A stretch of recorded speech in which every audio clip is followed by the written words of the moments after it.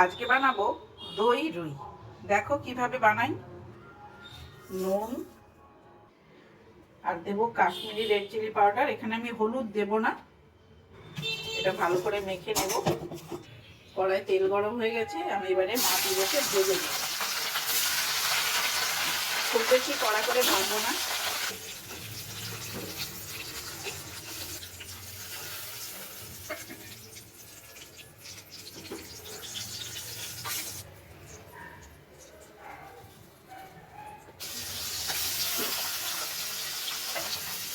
মাছগুলো ভাজা হয়ে গেছে, এবারে ওই কড়াইতে ওই তেলের উপরে গরম মশলা, গোটা গরম মশলা, শুকনো লঙ্কা, তেজপাতা আর জিরে ফোড়ন দিয়ে দিলাম। ফোড়নটা একটু ভাজা ভাজা হয়ে যাক।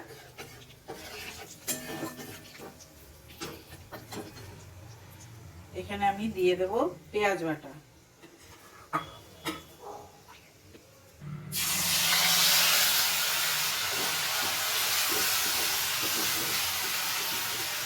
এবারে দিয়ে দেব একটু রসুন বাটা আর দেব আদা বাটা। দেব কয়েকটা চেরা কাঁচা লঙ্কা। দেখো আমার মশলা থেকে তেল বেরিয়ে গেছে। এবারে আমি দিয়ে দেব টক দইটা, ফেটিয়ে রেখেছিলাম আগে থেকে। আর দেব একটু জিরের গুঁড়ো, দিয়ে দেব নুন।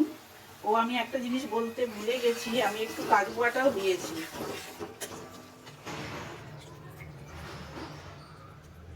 একটু জল দিয়ে দিলাম, চিনি দিয়ে দেব যেহেতু টক দই ওটা। ঝোলটা ফুটে উঠেছে, এবারে আমি মাছ ভাজাগুলো ছেড়ে দেব ওর মধ্যে।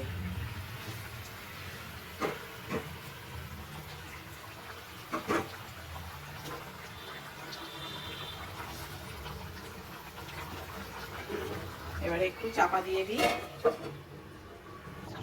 ভালো রকম ফুটছে ঝোলটা। আমি কটা কাঁচা পাকা লঙ্কা, এটা আমার গাছের, দিয়ে দিলাম।